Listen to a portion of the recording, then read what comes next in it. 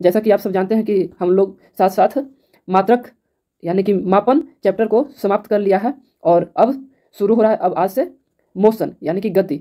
तो बगैर किसी देर किए हुए हम लोग सीधे शुरू करते हैं। तो देखिए सबसे पहला जो क्वेश्चन है वो क्या है। सबसे पहला क्वेश्चन है, यदि किसी वस्तु की स्थिति किसी स्थिर वस्तु के सापेक्ष समय के साथ बदलती रहती है, वस्तु की स्थिति किस अवस्था में कहलाती है? तो गति की अवस्था में कहलाएगी। क्या कहलाएगी? गति की अवस्था। बोल रहा क्या कि यदि किसी वस्तु की स्थिति, क्या है, कोई वस्तु है कि स्थिति किसी स्थिर वस्तु के सापेक्ष, ये क्या है, ये गति में है, और एगो ये क्या है, खंभा है, एगो ये खंभा है। तो किसी वस्तु की स्थिति किसी स्थिर वस्तु के सापेक्ष समय के साथ बदलती है। अब ये क्या, यहाँ पहुँच गया, अब यहाँ पहुँच गया, अब ये खंभा क्या है, यहाँ के यहीं के खड़ा है खंभा। ये क्या है, खंभा है, एगो खंभा है ये। अब बोल रहा है कि एक किसी वस्तु की स्थिति, ये क्या है, कोई वस्तु की स्थिति है किसी स्थिर वस्तु के सापेक्ष, ये खंभा के सापेक्ष में समय के साथ बदलती रहती है। तो यहाँ पे था क्या, 1 सेकंड में ये यहाँ था, 2 सेकंड में ये कहाँ पहुँच गया, यहाँ पहुँच गया, 3 सेकंड में यहाँ पहुँच गया। तो समय के साथ बदल रहा है, तो ये क्या कहलाएगा, गति में है। ये जो वस्तु है ये क्या है, ये क्या है, गति में है, गति में है, गति की अवस्था इसके कहलाएगा। तो नेक्स्ट क्वेश्चन है, समय के साथ स्थिर वस्तु के सापेक्ष स्थिति नहीं बदलने पर उसे क्या कहते हैं, विराम में कहते हैं। समय के साथ स्थिर वस्तु के सापेक्ष, समय के साथ मैंने समय के साथ क्या हो रहा है, समय के साथ कोई वस्तु क्या है, आगे तो बढ़ रहा है। समय के साथ स्थिर वस्तु के सापेक्ष स्थिति नहीं बदलेगा। ये क्या है, खंभा है एगो, ये तो निश्चित है, खंभा क्या रहेगा, निश्चित रहेगा। और सापेक्ष स्थिति नहीं बदलेगा। क्या, समय खाली बदल रहा है, 1 सेकंड 2 सेकंड 3 सेकंड हो जाएगा। और वस्तु क्या रहेगा, एक ही जगह पे स्थिर ही रहेगा। वस्तु क्या होगा, एक ही जगह पे स्थिर रहेगा, इधर बढ़ नहीं रहा है, का हो, इधर बढ़ नहीं रहा हो आगे। ये क्या रहेगा, एक ही जगह पे स्थिर रहेगा, केवल समय बदल रहा है। अभी खंभा के सामने ही खड़ा है, तो अब 1 सेकंड 2 सेकंड 3 सेकंड हो रहा है, समय बदल रहा है और किसी स्थिर वस्तु के सापेक्ष में वस्तु नहीं बढ़ रहा है। रेलगाड़ी है, मान लीजिए क्या कि ये रेलगाड़ी है, ये क्या है, रेलगाड़ी है, ये रेलगाड़ी है और चल नहीं रही है, खंभा के सामने खड़े के खड़े समय बीत रहा है। तो क्या कहलाएगा कि रेलगाड़ी विराम की अवस्था में है। तब वस्तु द्वारा किसी समय अंतरालों में तय किए गए मार्ग की संपूर्ण लंबाई को दूरी कहते हैं। वस्तु द्वारा बोल रहा क्या कि वस्तु द्वारा एक क्या है, वस्तु है द्वारा किसी समय अंतराल में, कोई समय अंतराल है, 1 सेकंड हो गया, 2 सेकंड हो गया, 3 सेकंड हो गया। तो वस्तु द्वारा किसी समय अंतराल में तय किए गए मार्ग की संपूर्ण लंबाई, 1 सेकंड 2 सेकंड 3 सेकंड में यहाँ पहुँच गया, तो यहाँ और यहाँ के बीच में कुछ ना कुछ दूरी होगा। मान लीजिए कि अगर 10 मीटर है, 10 मीटर है, तो यहाँ से यहाँ और समय के साथ पहुँच रहा है, तो क्या कहलाएगा, दूरी कहलाएगा। ये दोनों के बीच में दूरी क्या कहलाएगा, दोनों के बीच में जो अंतराल है, दोनों के बीच में जो दूरी है वो लंबाई कहलाएगी, दूरी कहलाएगी, लंबाई को दूरी कहेंगे। अब आगे बढ़िए, वस्तु की अंतिम स्थिति, वस्तु की अंतिम स्थिति तथा प्रारंभिक स्थिति। ये क्या है, वस्तु के प्रारंभिक स्थिति है, क्या है, प्रारंभिक स्थिति है, प्रारंभिक स्थिति है। और यह है क्या, वस्तु की अंतिम स्थिति, यह है अंतिम स्थिति, यह है अंतिम स्थिति। और इन दोनों के बीच में जो न्यूनतम दूरी होगा वो क्या कहलाएगा, विस्थापन कहलाएगा। इन दोनों के बीच में न्यूनतम दूरी होगा तो क्या कहलाएगा, विस्थापन कहलाएगा। बोल रहा है कि दूरी एक राशि है, कैसी राशि है, दूरी एक राशि है, तो अदिश है कि सदिश है, तो दूरी एक अदिश राशि है। क्या है, अदिश राशि है, दूरी अदिश राशि है। विस्थापन का मान हो सकता है क्या, विस्थापन का मान धनात्मक हो सकता है, ऋणात्मक हो सकता है, शून्य हो सकता है, ये सभी हो सकता है। विस्थापन का मान शून्य भी हो सकता है, माइनस में भी कुछ हो सकता है, प्लस में भी कुछ हो सकता है।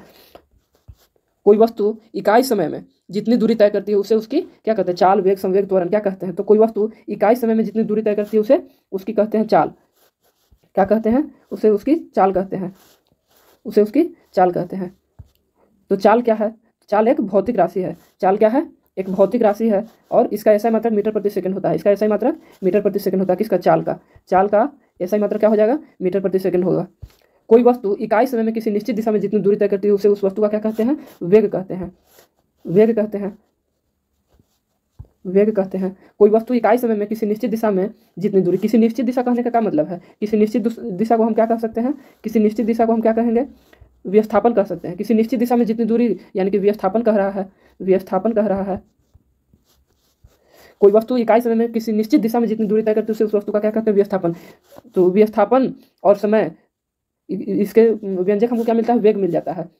अब देखिए वेग क्या है, तो वेग एक सदिश राशि है, वेग एक सदिश राशि है और वेग का ऐसा मात्रक मीटर प्रति सेकंड होता है। वेग का ऐसा मात्रक क्या होगा, मीटर प्रति सेकंड हो जाएगा, मीटर प्रति सेकंड होगा। कह रहा वेग का मान हो सकता है क्या, धनात्मक हो सकता है, ऋणात्मक हो सकता है, जीरो हो सकता है। तो वेग का मान धनात्मक, ऋणात्मक और जीरो तीनों होगा, ऑल ऑफ दिस होगा। वेग का मान धनात्मक, ऋणात्मक और शून्य तीनों होगा। कैसे होगा, क्योंकि वेग कैसे मिल रहा था, विस्थापन और समय से मिल रहा था। तो विस्थापन क्या था, धनात्मक, ऋणात्मक, शून्य तीनों था, तो वेग भी होगा। यदि किसी वस्तु यदि कोई वस्तु किसी दूरी को v1 चाल से तय करती है, क्या करती है, v1 चाल से तय करती है। यदि कोई वस्तु v1 चाल से कोई दूरी को तय करती है, यदि कोई वस्तु किसी दूरी को v1 चाल से तय करती है और उसके बाद उतनी ही दूरी v2 चाल से तय करती है, तो संपूर्ण यात्रा में उसकी औसत चाल क्या होगी, 2v1 × v2 by v1 plus v2 होगा। क्या हो जाएगा, 2v1 × v2 बट्टा v1 प्लस v2 होगा। और औसत चाल निकालने का इस सूत्र है क्या, 2v1 × v2 बट्टा v1 प्लस v2। अब इस सूत्र कब काम करेगा, तो जब वस्तु भिन्न भिन्न चाल से समान दूरी तय करती है, जब वस्तु भिन्न भिन्न चाल से समान दूरी तय करती है, तब औसत चाल बराबर सूत्र क्या होता है, 2v1 × v2 बट्टा v1 प्लस v2। यदि यात्रा के पहले आधे समय में कार की चाल v1 तथा यात्रा के दूसरे आधे समय में कार की चाल v2 हो, तो संपूर्ण यात्रा में उसकी औसत चाल क्या होगी, तो v1 प्लस v2 बाई 2 होगा। क्या हो जाएगा, v1 गलती लिखा गया, गलती लिखा हुआ भी है, v1 कैसे लिखेंगे, v1 plus v2 by 2, v1 plus v2 by 2। अभी कब फॉर्मूला काम करेगा औसत चाल निकालने का, तो जब वस्तु भिन्न भिन्न चालों से समान समय तक चलती हो, तब औसत चाल बराबर v1 प्लस v2 बाई 2। जब वस्तु भिन्न भिन्न चाल से समान समय तक चलती हो, पिछला में क्या था कि जब वस्तु भिन्न भिन्न चाल से समान दूरी तय करे, और इसमें क्या है कि जब वस्तु भिन्न भिन्न चाल से समान समय तक चलती रहे। दोनों का फॉर्मूला क्या होगा, जब वस्तु भिन्न भिन्न चाल से समान दूरी तय करती है तब औसत चाल बराबर 2v1 × v2 by v1 plus v2, और जब वस्तु भिन्न भिन्न चालों से समान समय तक चलती है तब v1 प्लस v2 बाई 2। कह रहा है कि किसी वस्तु के परिवर्तन की दर को उस वस्तु का त्वरण कहते हैं, किसी वस्तु के परिवर्तन की दर को उस वस्तु का त्वरण कहते हैं। इसे सूचित करना है, तो क्या से सूचित करेंगे, छोटी ए से सूचित करते हैं, छोटी ए से सूचित करते हैं किसको, एक्सेलरेशन को सूचित करते हैं। पहला त्वरण का ऐसा मात्रक क्या होता है, तो त्वरण का ऐसा मात्रक मीटर प्रति सेकंड हो जाएगा। क्या हो जाएगा, मीटर प्रति सेकंड स्क्वायर हो जाएगा, या इसी को हम क्या लिख सकते हैं, metre second to the power -2 लिख सकते हैं, लेकिन ये वाला नहीं लिख देंगे, ये गलत हो जाएगा।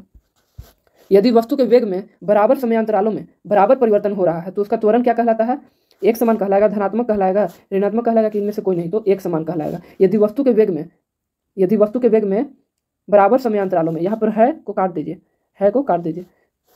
अच्छा केवल है को ना काटना है। यदि वस्तु के वेग में बराबर समयांतरालों में बराबर परिवर्तन हो रहा है, तो उसका त्वरण क्या कहलाता है, एक समान कहलाता है। जय हिंद, जय भारत। आज के लिए इतना ही, मिलेंगे अगले वीडियो में और भी इसी तरह के ऑब्जेक्टिव टाइप क्वेश्चंस के साथ। बने रहिएगा हमारे साथ। जय हिंद, जय भारत।